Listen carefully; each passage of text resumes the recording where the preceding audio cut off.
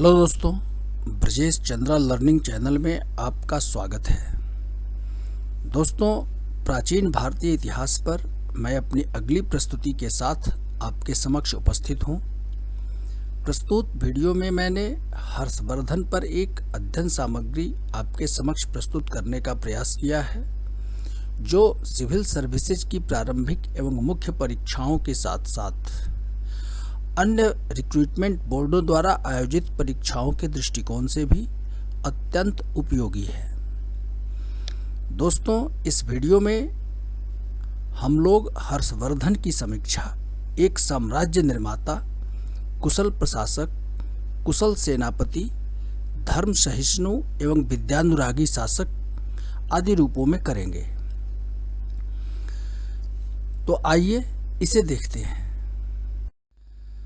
सबसे पहले हम लोग हर्षवर्धन के प्रारंभिक इतिहास पर एक नज़र डालते हैं। तो दोस्तों, गुप्तों के पतन के बाद थानेश्वर, जो वर्तमान हरियाणा का क्षेत्र है, इसे थानेश्वर या स्थानेश्वर कहा जाता है, इसको केंद्र बना करके एक नए राजवंश का उदय हुआ। इस राजवंश को वर्धन वंश के नाम से जाना जाता है। बाणभट्ट द्वारा रचित हर्षचरित के अनुसार पुष्यभूति इस वंश का संस्थापक था, अतः इसे पुष्यभूति वंश भी कहा जाता है। हालांकि बांसखेड़ा और मधुबन के जो ताम्र अभिलेख प्राप्त होते हैं, जो हर्षवर्धन के काल से संबंधित हैं, तो इन अभिलेखों से पुष्यभूति का अस्तित्व प्रमाणित नहीं होता है। अतः इस वंश का प्रथम ऐतिहासिक राजा नरवर्धन को माना जाता है। सबसे पहले हम लोग हर्षवर्धन के पूर्व के शासकों के बारे में जानकारी ले लें। तो पहला शासक जो था, जो ऐतिहासिक शासक था, वह नरवर्धन था। दूसरा राज्यवर्धन प्रथम था। तीसरा आदित्यवर्धन था। चौथा राज्यवर्धन द्वितीय था। पांचवा प्रभाकर वर्धन था और छठा जो था वह हर्षवर्धन था। तो आइए आगे बढ़ते हैं। हर्षवर्धन से संबंधित कुछ वस्तुनिष्ठ तथ्यों पर जानकारी प्राप्त कर लें, जो प्रारंभिक परीक्षाओं के दृष्टिकोण से अत्यंत उपयोगी हैं तथा इस विषय को समझने में सहायक होंगी। तो पुष्यभूति वंश का प्रथम महत्वपूर्ण जो शासक था वह प्रभाकर वर्धन था। इसने महाराजाधिराज और परम भट्टारक उपाधि धारण की थी। प्रभाकर वर्धन ने अपनी स्थिति सुदृढ़ करने के लिए कन्नौज के जो शासक थे ग्रह वर्मा, उनसे अपनी पुत्री राज्यश्री का विवाह किया था। प्रभाकर वर्धन के दो पुत्र थे, राज्यवर्धन और हर्षवर्धन। प्रभाकर वर्धन की मृत्यु के बाद मालवा के राजा देवगुप्त ने गौड़ शासक शशांक के साथ मिलकर के ग्रह वर्मा, जो कन्नौज का शासक और हर्ष का बहनोई था हर्षवर्धन का, इसकी हत्या कर दी और राज्यश्री को बंदी बना लिया। राज्यवर्धन, जो अपने पिता के मृत्यु के बाद शासक बना था, राज्य की रक्षा का भार हर्षवर्धन को सौंपकर स्वयं शत्रुओं से लड़ने चला गया था। राजवर्धन ने, जो मालवा का राजा था देवगुप्त, उसकी हत्या कर दी, लेकिन बाद में शशांक ने राज्यवर्धन को धोखे से उसकी हत्या कर दी। इस प्रकार थानेश्वर की गद्दी या स्थानेश्वर की गद्दी हर्षवर्धन को प्राप्त हो गई और चूंकि इसके बहनोई अर्थात जो कन्नौज का शासक था ग्रह वर्मा, उसको कोई संतान नहीं थी, तो कन्नौज की गद्दी भी हर्षवर्धन को प्राप्त हो गया। शशांक हर्ष के डर से कन्नौज छोड़ करके भाग गया। शासक बनते ही हर्षवर्धन ने अपनी बहन की खोज करनी शुरू की, क्योंकि शशांक ने उसे कारागृह से मुक्त कर दिया था और पति तथा भाई की मृत्यु से दुखी होकर के वह जंगल में चली गई थी। दिवाकर मित्र का नाम मिलता है कि दिवाकर मित्र की सहायता से हर्षवर्धन ने राज्यश्री को खोज निकाला तथा उसे आत्मदाह करने से रोका था। युआन च्वांग एक अन्य चीनी यात्री था जो हर्ष के काल में भारत आया था। युवान च्वांग का जो यात्रा विवरण है वह हुइली कहलाती है। आगे बढ़ें। अब दोस्तों, बाणभट्ट द्वारा रचित हर्षचरित, जैसा कि आपको पता है कि बाणभट्ट जो था वह हर्षवर्धन का दरबारी कवि था और इसने हर्षचरित की रचना की थी। तथा ह्वेनत्सांग का जो यात्रा विवरण, ह्वेनत्सांग चीनी यात्री था जो हर्षवर्धन के काल में भारत भ्रमण पर आया था और इसने अपना यात्रा विवरण सियूकी को लिखा है। तो हर्षचरित और सियूकी के आधार पर हर्षवर्धन को एक कुशल सेनापति या योद्धा, एक महान साम्राज्य निर्माता, एक कुशल प्रशासक, एक धर्म सहिष्णु तथा एक विद्यानुरागी शासक बताया जाता है। कुछ विद्वान इसे अंतिम हिंदू सम्राट भी कहते हैं और अंतिम हिंदू साम्राज्य निर्माता भी मानते हैं तथा इसकी तुलना अशोक एवं समुद्रगुप्त से भी की जाती है। लेकिन समकालीन साहित्यिक एवं अभिलेखीय स्रोतों के साथ बाणभट्ट और ह्वेनत्सांग के विवरणों के तार्किक विश्लेषण पर एक भिन्न तस्वीर उभरती है। तो आइए इसे देखते हैं। सबसे पहले हम लोग हर्षवर्धन को एक कुशल सेनापति के रूप में देखते हैं। इसकी समीक्षा हम लोग करते हैं। तो हर्षवर्धन को एक कुशल सेनापति या योद्धा माना जाता है, परंतु कई तथ्यों से यह बात प्रमाणित नहीं हो पाती है। जैसे हर्षवर्धन को स्थानेश्वर एवं कन्नौज की जो गद्दी थी वह किसी सैनिक प्रतिभा के बल पर प्राप्त नहीं हुई थी, ये आप जान लें। वस्तुतः अपने भाई राज्यवर्धन की मृत्यु के पश्चात वह स्थानेश्वर का शासक बना था तथा उसके बहनोई ग्रहवर्मा का कोई उत्तराधिकारी नहीं था, इसलिए कन्नौज का शासन भी उसके अधीन आ गया। दूसरा, हर्षवर्धन द्वारा लड़े गए युद्धों की अगर हम बात करें तो हर्षवर्धन ने जो भी युद्ध लड़े उनमें से 4 ही महत्वपूर्ण हैं। पहला, वल्लभी के मैत्रक राजा ध्रुवसेन द्वितीय के विरुद्ध। दूसरा, चालुक्य राजा पुलकेशी द्वितीय के विरुद्ध। तीसरा, गौड़ शासक शशांक के विरुद्ध। तथा चौथा, एक सिंध शासक का नाम मिलता है जिसके विरुद्ध हर्षवर्धन ने युद्ध किया था। तो जितने भी युद्ध किए थे उनमें ये 4 युद्ध अत्यंत महत्वपूर्ण हैं। तो आइए इसे देखते हैं। परंतु हर्ष के किसी भी सैन्य अभियान से उसकी कुशलता प्रमाणित नहीं हो पाती है, क्योंकि गुर्जर नरेश दत्त द्वितीय का एक नौसारी अभिलेख प्राप्त होता है। गुर्जर नरेश थे ये दत्त द्वितीय। तो उससे पता चलता है कि गुर्जरों की सहायता से मैत्रक जो थे वल्लभी के, उन्होंने फिर से अपनी स्थिति सुदृढ़ कर ली थी और संभवतः इसीलिए हर्षवर्धन ने ध्रुवसेन द्वितीय को अपना दामाद बनाया था। पुनः ऐहोल अभिलेख से यह पता चलता है कि पुलकेशी द्वितीय ने हर्ष के दक्षिणी अभियान को विफल कर दिया था और इसके दक्षिण में प्रसार को रोक दिया था। संभवतः इस युद्ध में हर्ष की पराजय भी हुई थी। ऐहोल अभिलेख जो है वह चालुक्य राजा पुलकेशी द्वितीय का है, जिसे उसके दरबारी कवि रविकीर्ति के द्वारा लिखा गया है। इसके विवरण के अनुसार पुलकेशी द्वितीय ने 618 ईस्वी में नर्मदा के तट पर हर्षवर्धन को परास्त किया था। तो दोस्तों, प्रारंभिक परीक्षाओं के दृष्टिकोण से यह एक महत्वपूर्ण तथ्य है, इसे आप ध्यान से देख लें। अब गौड़ शासक शशांक के विरुद्ध जो उसके अभियान थे हर्ष के, तो इसमें कामरूप नरेश भास्कर वर्मा की सहायता हर्षवर्धन को लेनी पड़ी थी शशांक के विरुद्ध युद्ध में। और साथ ही साथ शशांक के जीवित रहने तक हर्ष उसका कुछ भी बिगाड़ नहीं पाया था। उसके मरने पर ही हर्ष उसके साम्राज्य को हस्तगत कर सका था। जहां तक सिंध अभियान की बात है तो इस शासक की अब तक पहचान नहीं हो पाई है। तो इनके हर्षवर्धन के इन 4 प्रमुख युद्धों से हर्ष की सैनिक प्रतिभा या कुशलता साबित नहीं होती है। इन 4 युद्धों के अतिरिक्त हर्ष ने अन्य छोटे छोटे कम शक्तिशाली सामंती शासकों के विरुद्ध भी अभियान किए थे।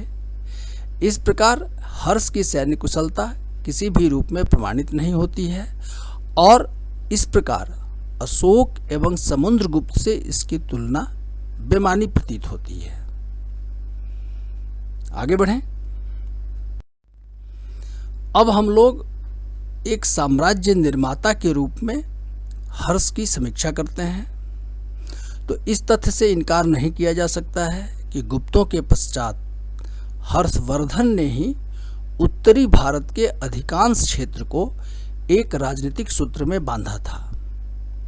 हालांकि हर्षवर्धन के साम्राज्य का निर्धारण कठिन कार्य है, फिर भी ह्वेन-त्सांग ने जिन राज्यों का स्वतंत्र राज्य के रूप में उल्लेख किया है उन्हें छोड़कर बाकी के क्षेत्र हर्षवर्धन के प्रत्यक्ष अथवा परोक्ष नियंत्रण में माने जा सकते हैं।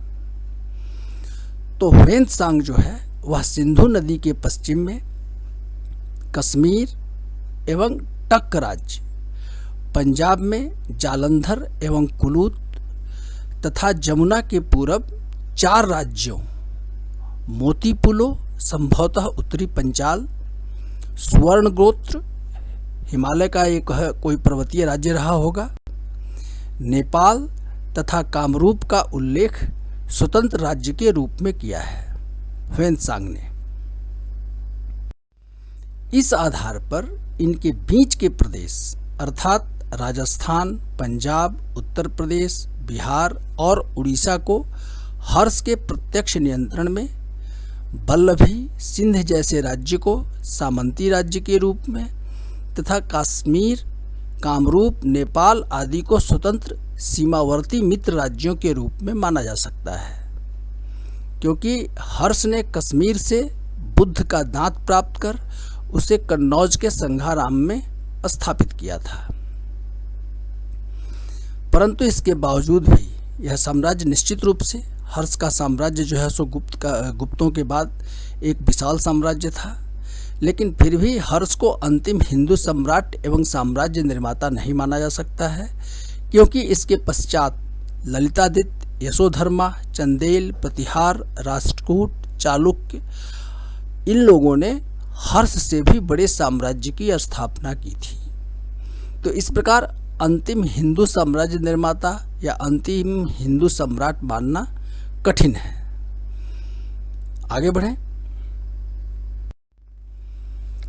अब हम लोग हर्ष की समीक्षा एक कुशल प्रशासक के रूप में करते हैं। तो हर्ष ने अपने साम्राज्य के प्रशासन के लिए मौलिक रूप से गुप्तों की प्रशासनिक व्यवस्था को ही थोड़े बहुत परिवर्तनों के साथ अपना लिया था। इसमें उसकी कोई विशिष्टता प्रमाणित नहीं होती है। इसके अतिरिक्त वास्तविकता यह है कि हर्ष के प्रशासन के प्रत्येक स्तर पर सामंती शासन व्यवस्था के लक्षण मौजूद थे। उदाहरण स्वरूप हर्ष की सेना मौर्यों से भी बड़ी थी, जो निश्चित रूप से सामंती शासकों द्वारा उपलब्ध कराई गई सेना के कारण थी। इसी प्रकार हर्ष के काल से ही प्रशासनिक अधिकारियों को वेतन के बदले भूमिदान देने की प्रथा प्रारंभ हुई थी, क्योंकि हर्ष के काल के सिक्के जो है काफी कम या नगण्य रूप में प्राप्त होते हैं। हर्ष के काल में कानून व्यवस्था की स्थिति को भी अच्छा नहीं कहा जा सकता है, क्योंकि ह्वेन-त्सांग स्वयं डाकुओं द्वारा लूटे जाने की बात अपने विवरण में करता है कि उसे डाकुओं ने लूट लिया था। आगे बढ़ते हैं। इस प्रकार हर्ष की प्रशासनिक व्यवस्था तथा इसकी कार्यकुशलता निश्चित रूप से प्रमाणित नहीं होती है। सबसे बड़ी बात यह है कि प्रशासनिक व्यवस्था के विघटनकारी तत्वों के कारण ही हर्ष के मृत्यु के साथ ही यह छिन्न भिन्न हो गई थी। आगे बढ़े। अब हम लोग एक धर्म सहिष्णु शासक के रूप में हर्षवर्धन की समीक्षा करते हैं। तो हर्ष एक धर्म सहिष्णु शासक था। बांसखेड़ा तथा मधुबन ताम्रपत्रों से इसकी परम माहेश्वर इसमें इसकी उपाधि मिलती है। बांसखेड़ा तथा मधुबन के ताम्रपत्रों में हर्षवर्धन की उपाधि परम माहेश्वर मिलती है, जो इसका शैव होना प्रमाणित करती है कि वह शैव धर्मानुयायी था। परंतु ह्वेन के प्रभाव में आकर, ह्वेन-त्सांग के प्रभाव में आकर इसने बौद्ध धर्म को अपना लिया था। बौद्ध धर्म की उन्नति के लिए इसने कन्नौज में एक सभा का आयोजन किया था, जिसमें हीनयानियों, महायानियों के अतिरिक्त अन्य धर्मावलंबी भी आमंत्रित थे। ह्वेन-त्सांग कहता है कि इस सभा में असंतुष्ट ब्राह्मणों ने ईर्ष्यावश हर्ष को मारने एवं सभा भवन में आग लगाने का प्रयास किया, क्योंकि हर्ष के बौद्ध धर्म ग्रहण करने से वे असंतुष्ट थे। इस आधार पर वैसे कुछ विद्वान जो है सो हर्ष को असहिष्णु भी बताते हैं, परंतु यह बात बेबुनियाद है। आगे बढ़ते हैं। इसके अतिरिक्त हर्ष ने चैत्यों, विहारों, स्तूपों आदि का निर्माण भी कराया तथा चीन में बौद्ध धर्म के प्रचार प्रसार के लिए भी इसने कार्य किए थे।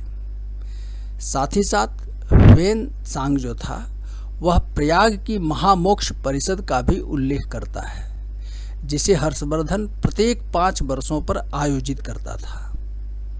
प्रयाग में महामोक्ष परिषद, इसमें विभिन्न धर्मानुयायियों, राजाओं, सामंतों आदि को भी आमंत्रित किया जाता था। इसमें विभिन्न मतों के देवताओं की आराधना की जाती थी तथा हर्षवर्धन दिल खोल करके सभी धर्मानुयायियों को दान देता था। इस प्रकार अपनी प्रजा के भौतिक उत्थान एवं सांप्रदायिक सौहार्द कायम करने के लिए हर्ष का यह अनूठा प्रयास माना जा सकता है। परंतु इस आधार पर अशोक के साथ हर्ष की तुलना असंगत है, कारण कि बौद्ध धर्म के प्रचार प्रसार के लिए अशोक एवं कनिष्क के द्वारा किए गए कार्यों की तुलना में हर्ष के कार्य जो हैं, हर्षवर्धन के कार्य नगण्य हैं। पुनः अगर धार्मिक सहिष्णुता की बात की जाए तो प्रायः सभी भारतीय राजाओं की यह विशिष्टता रही है। यहाँ तक कि विदेशी शासक जिन्होंने भारत में शासन किया, उन्होंने भी इन तत्वों को अपने शासन का आधार बनाया। अतः इससे हर्ष की विशिष्टता प्रमाणित नहीं होती है। आगे बढ़ें। अब हम लोग हर्ष को एक विद्यानुरागी शासक के रूप में देखते हैं। तो हर्ष एक विद्यानुरागी शासक था और इसने शिक्षा एवं साहित्य को संरक्षण प्रदान किया था। ह्वेन-त्सांग के विवरण के अनुसार राजकीय राजस्व का 1/4 भाग वह विद्वानों को सम्मानित करने के लिए व्यय करता था। वह स्वयं भी सुकवि था। प्रियदर्शिका, रत्नावली एवं नागानंद ये 3 संस्कृत नाटक हैं, जिसके रचना का श्रेय हर्षवर्धन को दिया जाता है। संस्कृत का प्रसिद्ध गद्य लेखक जो था वानभट्ट, इसकी चर्चा हम लोगों ने पहले भी की है। इसका दरबारी कवि था। वानभट्ट ने हर्षचरित, पूर्व पीठिका, कादंबरी एवं चंडी शतक ग्रंथों की रचना की थी। मयूर शतक का रचयिता जो था, मयूर शतक और सूर्य शतक, इसका रचयिता मयूर भी हर्षवर्धन के दरबार से संबद्ध था।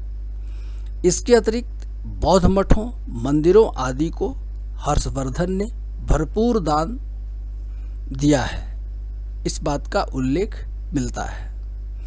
परंतु यहाँ यह एक उल्लेख मिलता है कि हर्षवर्धन ने एक अन्य कवि की रचनाओं को धन के बदले अपने नाम से प्रकाशित करवा लिया था। अर्थात प्रियदर्शिका, रत्नावली और नागानंद, जिसकी रचना का श्रेय हर्ष को दिया जाता है, वस्तुतः यह किसी दूसरे कवि की थी और हर्ष ने उसे धन दे करके इन तीनों संस्कृत नाटकों को अपने नाम से प्रकाशित करवाया, ऐसा कहा जाता है। आगे बढ़ते हैं। हर्षवर्धन के काल से जुड़ी हुई एक महत्वपूर्ण जो घटना है वह है चीन के साथ संबंध। वैसे चीन के साथ पहले से ही व्यापारिक संबंध स्थापित थे, परंतु चीनी स्रोतों से स्पष्ट होता है कि 641 ईस्वी में हर्ष ने एक दूत मंडल चीन भेजा था। तदुपरांत चीन से दो दूत मंडल हर्ष के दरबार में आए थे, लेकिन जो दूसरा दूत मंडल आया था उस समय हर्ष की मृत्यु हो चुकी थी। यद्यपि इन संबंधों के उद्देश्य स्पष्ट नहीं है, लेकिन ऐसा माना जा सकता है कि हर्ष चीन के साथ व्यापारिक संबंधों को दृढ़ता प्रदान करने के लिए चीन के साथ दूतों का आदान प्रदान किया था। निष्कर्षतः हम यह कह सकते हैं कि किसी भी प्रकार से हर्ष की उपलब्धियां विशिष्ट नहीं थीं। वस्तुतः बाणभट्ट एवं ह्वेनत्सांग ने अपने सूत्रित वर्णनों के द्वारा हर्ष के कर्तृत्वों अर्थात किए गए कार्यों को अमर कर दिया है, जबकि वास्तविकता इससे भिन्न है। लेकिन इतना तो अवश्य माना जा सकता है कि हर्ष अपने राजनीतिक कार्यों की अपेक्षा शांति के समय किए गए कार्यों के लिए महान अवश्य था। दोस्तों, इस वीडियो में बस इतना ही। दोस्तों, यदि मेरी यह प्रस्तुति आपको उपयोगी लगी है तो कृपया मेरे इस वीडियो को लाइक करें, और यदि अभी तक आपने मेरे इस चैनल को सब्सक्राइब नहीं किया है तो प्लीज़ इसे सब्सक्राइब करना न भूलें। धन्यवाद।